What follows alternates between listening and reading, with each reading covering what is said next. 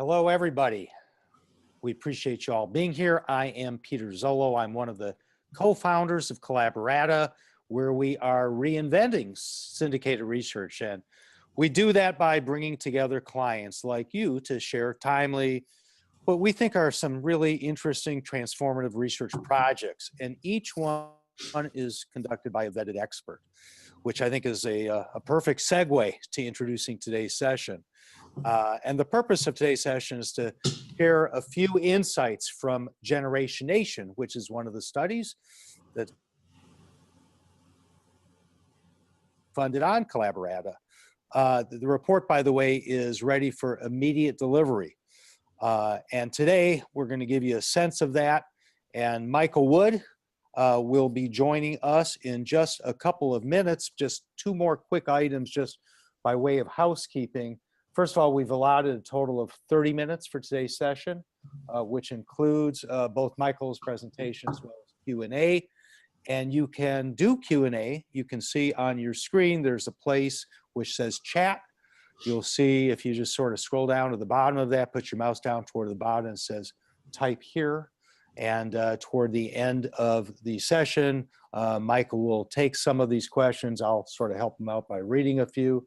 And that's how we will proceed. So again, thanks for attending. So let me, without further ado, introduce you to Michael, Michael, I've known you for a while, for about 20 years when you joined True to lead the syndicated research business there. He's gone on to quite a storied career. I would say he's one of the country's foremost youth experts, taking his unique brand of insight to the Futures Company from True and now to 747 Insights, which is a really interesting, smart boutique agency. The focus is on generational research, both within generations and across generation, which I think is more important than ever. I just want to make one point in sort of introducing Michael. I'm going to hand it over to him. While we were both at True, when we were sort of helping our clients to really deeply understand whoever was the current youth cohort, we always felt we were at a bit of a loss for not really having exactly matching data on who else were the other cohorts at the time, which brings around incredibly valuable context. And that's what this study does. So you're going to see what's going on, not just with Gen Z and millennials, but also with Xers and boomers. So cross-generationally. So with that as a hopefully very brief intro, let me introduce you to Michael Wood. Michael? Thanks, Peter. Hello, everyone. Thanks for making time for us today. We're excited to tell you more about Generation Nation and give you a look at some of our findings. I'd like to begin with the results of a classic True measure that we resurrected for Generation Nation. This was one of our most simple yet telling questions of all time. We asked people, bear with me here as we start the deck.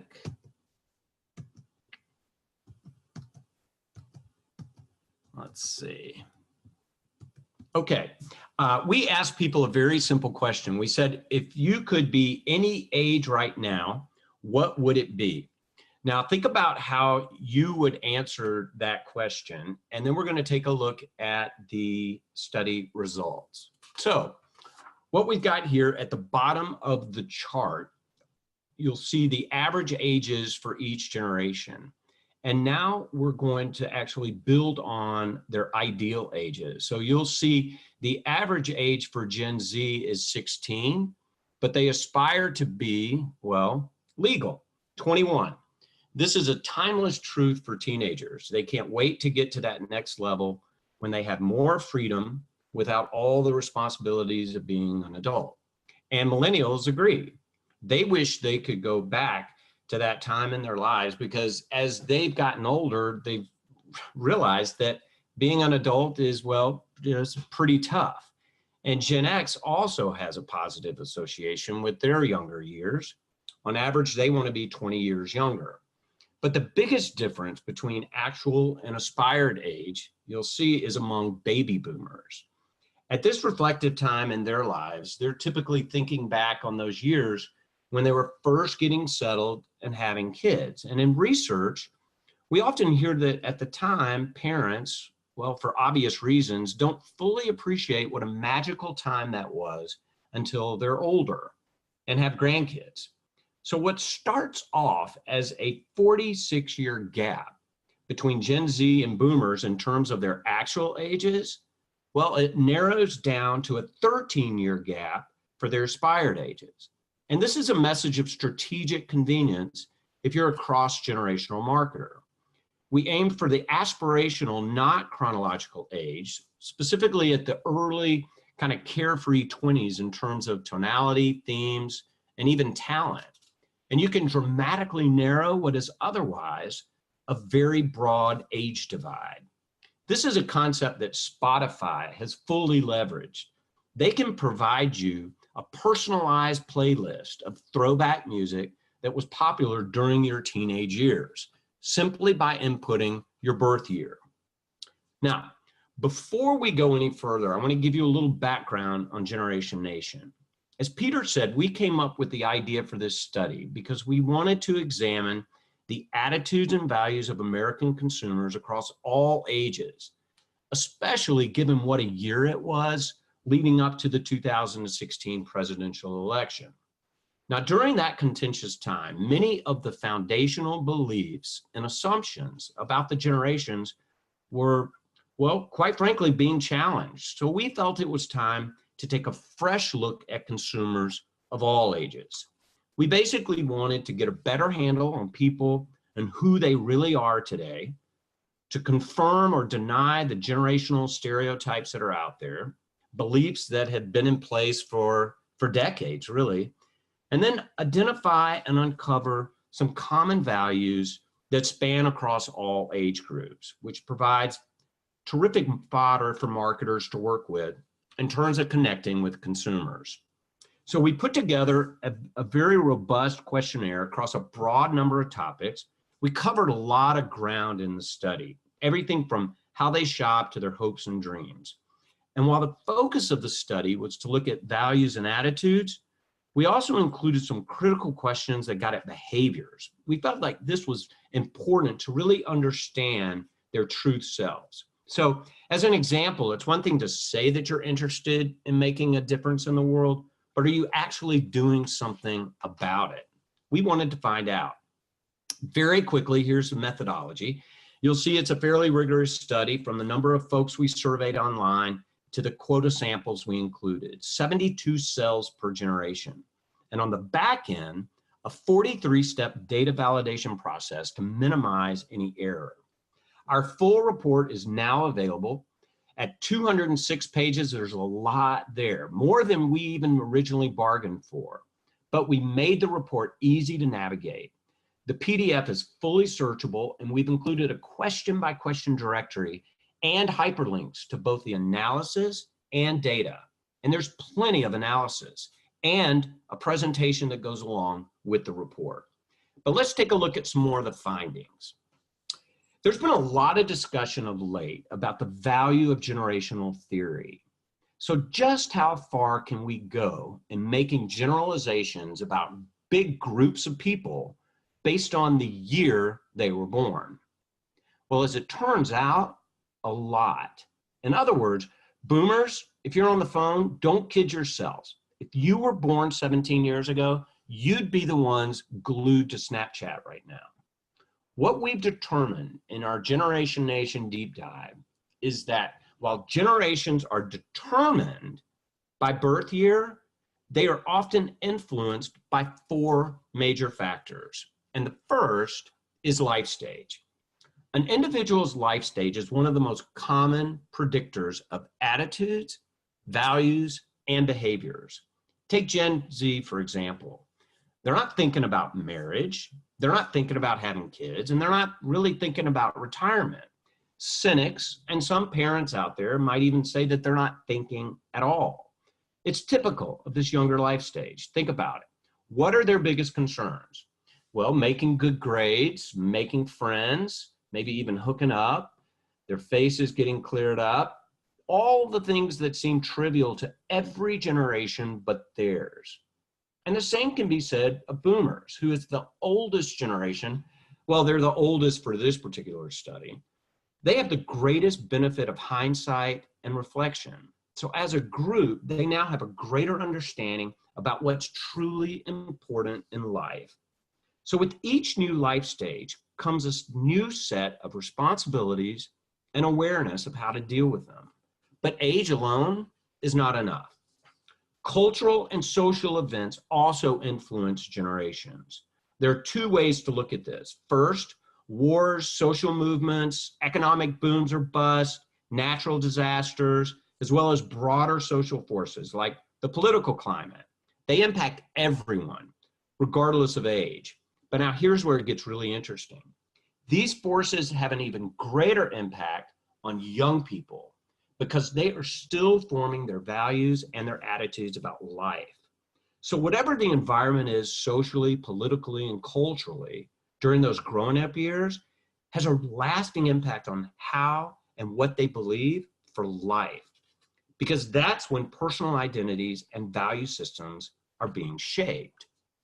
And then, of course, we also have to think about technology. And this is where the change is the most dramatic, right? Think about how times have changed. In 1960, 9 out of 10 households owned, on average, one TV. Today, the average 10-year-old is walking around with a portable TV in their pocket, but one that also makes calls, takes quality pictures and videos, plays pretty much every song ever written, and essentially has the ability to access all human knowledge with a few tabs. So folks, we can't judge Gen Z for their gnat-like attention spans. The only thing separating generations' embrace of digital technology is their age of introduction and what's available to them at the time, nothing more. Now, the internet's been somewhat of an equalizer in terms of giving people access to information, but at the same time, there's no doubt that socioeconomics play an important role in influencing people, right? Think about it. The notion that a teenager growing up in a coal mining town in Appalachia has a great deal in common with somebody going to prep school on the Upper West Side of Manhattan, well, it's just not realistic. Now, our goal with Generation Nation is not to put people in a box. Our goal was to take the lid off the box and say, hey, here's the person that you might be talking to, and here's what's on their mind.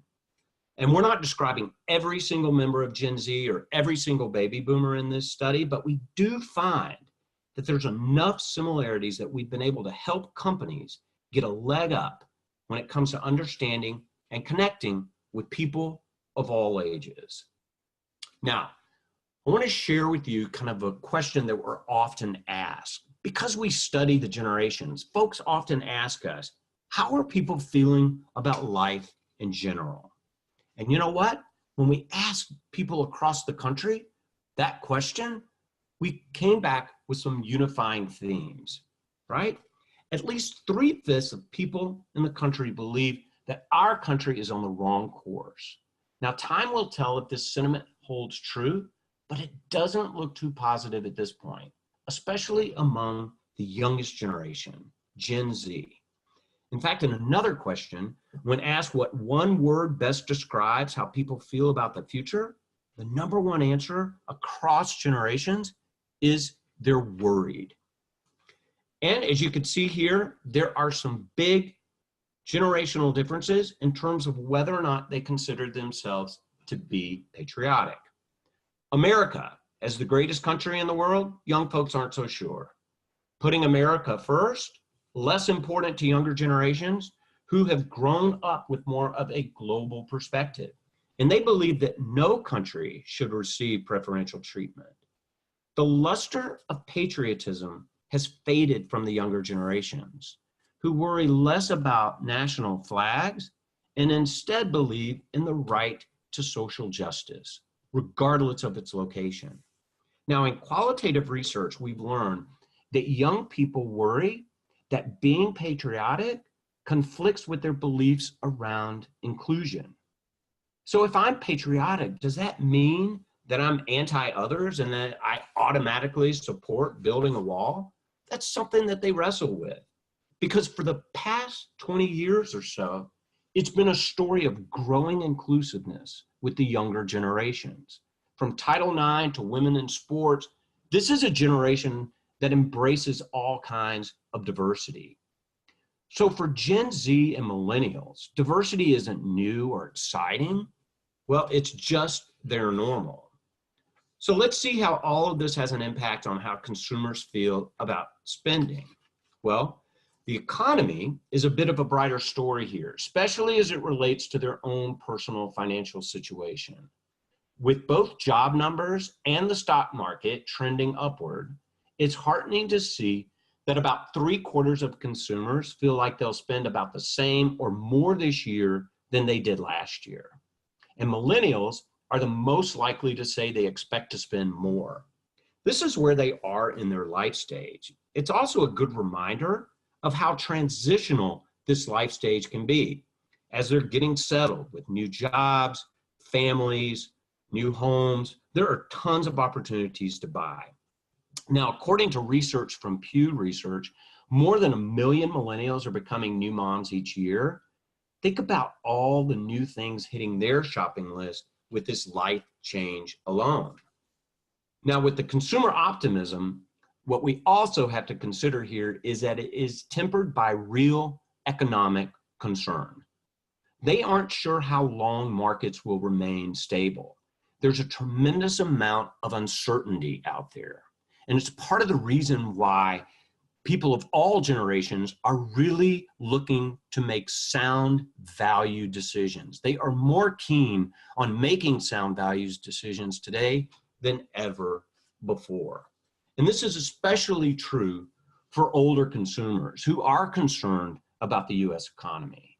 Now, boomers have definitely seen this movie before, inclusive of the Great Recession of 2008, and then of course earlier recessions, and they are in no mood for a sequel this late in their lives. For them, retirement is a major source of concern, and time is not necessarily on their side because, quite frankly, they're not going to have time to recover. But even the youngest generation has concerns, in part because of their concern over college affordability and student loan debt. Now, the way we choose to shop and the way retailers decide to sell us things is an ever-evolving relationship. And as new ideas emerge and come to dominate, they inevitably fall out of favor and give way to the next big brainstorm. Think Amazon's one-click as an example. But never let it be said that consumers, especially millennials, don't like to shop, because they do. And much has been written about how millennials were hit hard by the recession in 2008, and obviously they were.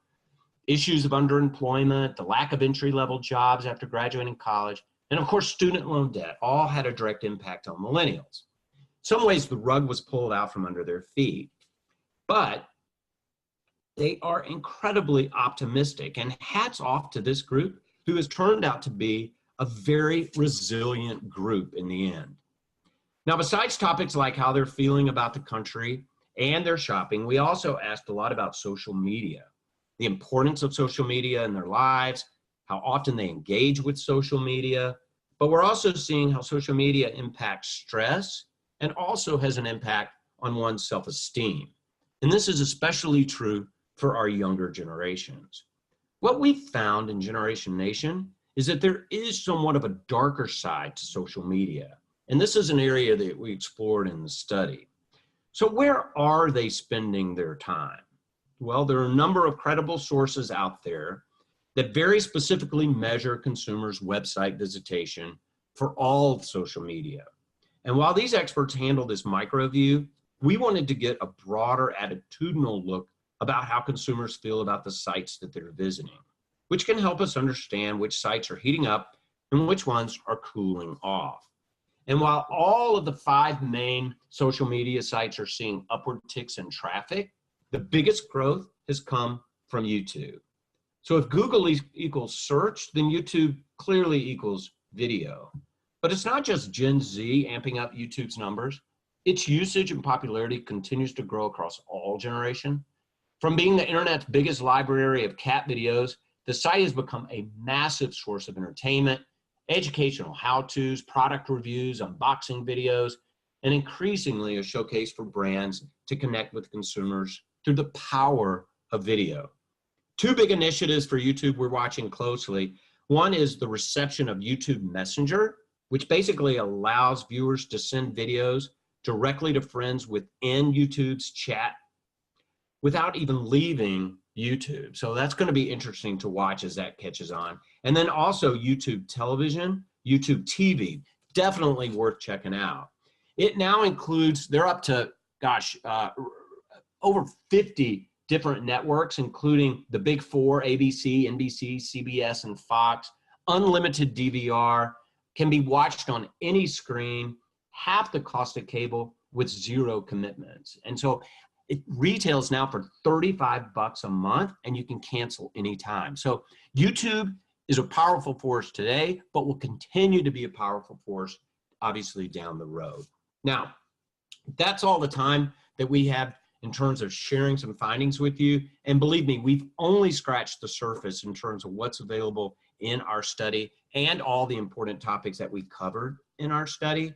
So I'd like to turn it back over to Peter now, who's going to tell you more about getting signed up.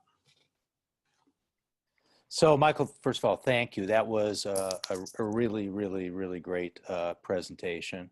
Really interesting, and I've had the pleasure of being able to dig much farther into the study. So it was interesting to me to see that you just highlighted a few of the findings, and there's just so much there. To me, what really is so important about it, and the big question that I've been hearing from clients is, as far as I think what Generation Nation provides, is finally having the data and the insights to discern what is really generational versus what is life stage or age. And I think you nicely alluded to that. So let me tell you just very quickly, for those who want to either buy the study, refer to others, or just dig in and get more information about it. It's available on Collaborata. I don't know yet how many of you are aware of Collaborata.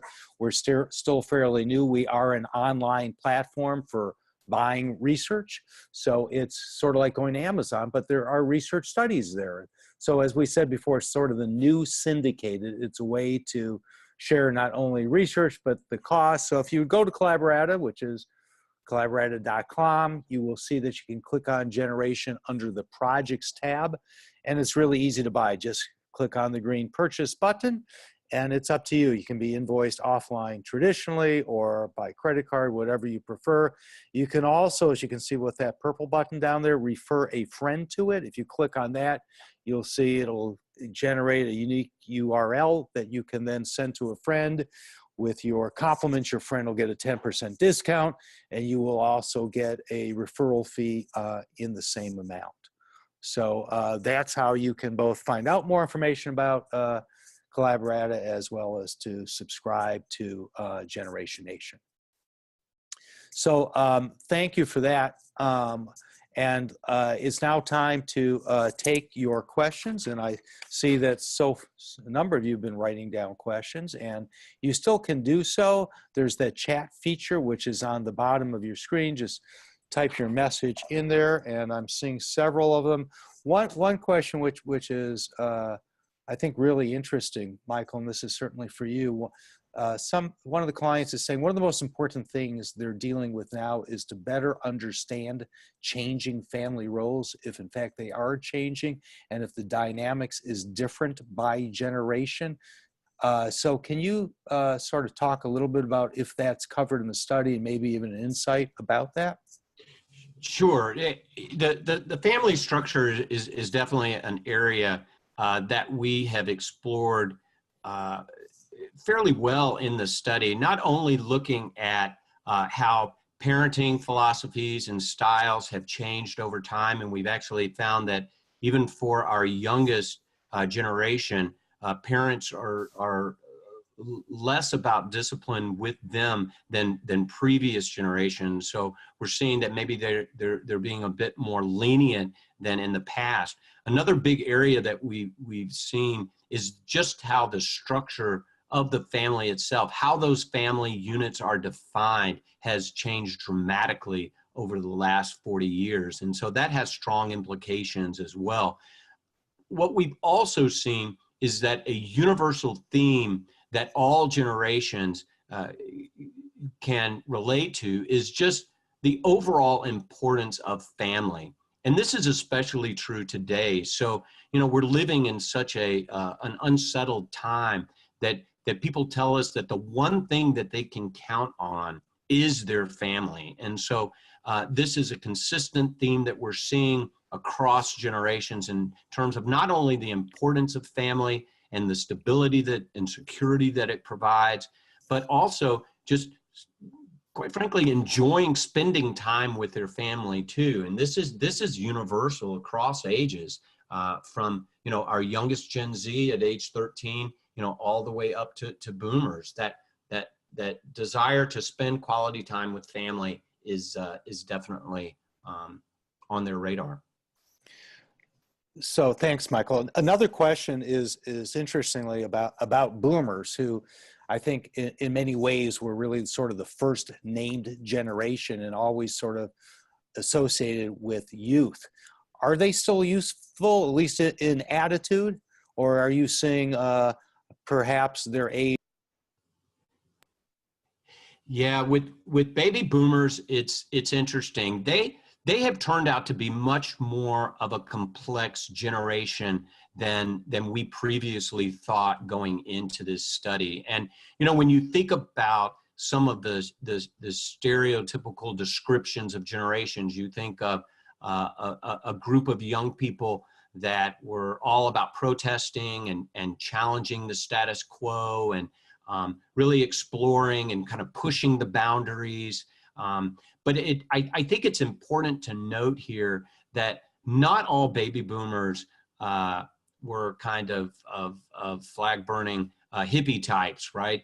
That were at Woodstock. In fact, about half of the baby boomers were a young group that held on to some very traditional values in terms of equality, et cetera. And those they've really carried with them as they've gotten older, and it helps to explain kind of the situation and the divisiveness that we're seeing in the country today. Another note about boomers that's interesting is that 41% are retired, but yet of those that are working, boy, they're really concerned about age discrimination. And there's a large group that's still in the workplace, and it's not always by choice. And so it gives a whole different kind of complex look at generational differences and where our baby boomers are and what their concerns might be at this life stage. Michael, thanks for that. As I'm reading a bunch of questions, I know we're running out of time. I'm going to give you just, I think, one or two more, but I'm seeing so many about millennials, and it doesn't really surprise me. We're still getting, even on Collaborata, probably more demand for millennial information than anything else. And that's one of the things I really love about Generation Nation, is that it does serve up really sort of in-depth millennial data, but within the context of the other generations. But I'll throw you a curveball, Michael. We talk so much about millennials. Could you tell us maybe one big way that Gen Z is sort of departing from millennials? That's an interesting question. I think that they are that Gen Z is a bit more cautious than millennials were, and there's a certain swagger about millennials that I really love. It's like this group that grew up with such high self-esteem as kids are now these adults with such high self-esteem. But and a lot of that is due to the way that they were raised. I think that Gen Z is much more realistic, and they are exposed to a lot more than millennials were at their age. And so there's a certain amount of vulnerability there that's associated with them too. So they're a bit more cautious than our millennials were. That's great. So there are a bunch of other questions we're not going to get to. I'll answer one more, and I'll answer it quickly. Somebody's asking if you can describe the deliverables. I'll let you know that if you go to Collaborata, click on Generation Nation, on the left side, you'll see there's a full description of deliverables. But as Michael says, it comes with a very in-depth report, but a nicely manageable executive summary that's, I think, will be really handy to distribute within your internal groups. And it's a beautifully done, Michael, I got to tell you, it's a beautifully done report, professionally art directed. But one of the things I think that's most valuable, it comes with a presentation from Michael. So either you could have a presentation, the full presentation, not today's sort of preliminary teaser type presentation, but for your group. And it can either be done in webinar, or Michael would be willing as well to come to your site and be happy to come to your site. He'd charge only for expenses for that. So I think that, and there's also lots of data as well. So those are the deliverables. You can find out a lot more on the site, and you can also message Michael directly on the site, or message Collaborata with any additional information. So with that, Michael, let me thank not only you, but let me thank everybody who attended today's presentation. We look forward to hearing from you. And Michael, we look forward to hearing a lot more about the generations from you at 747 Insights as well.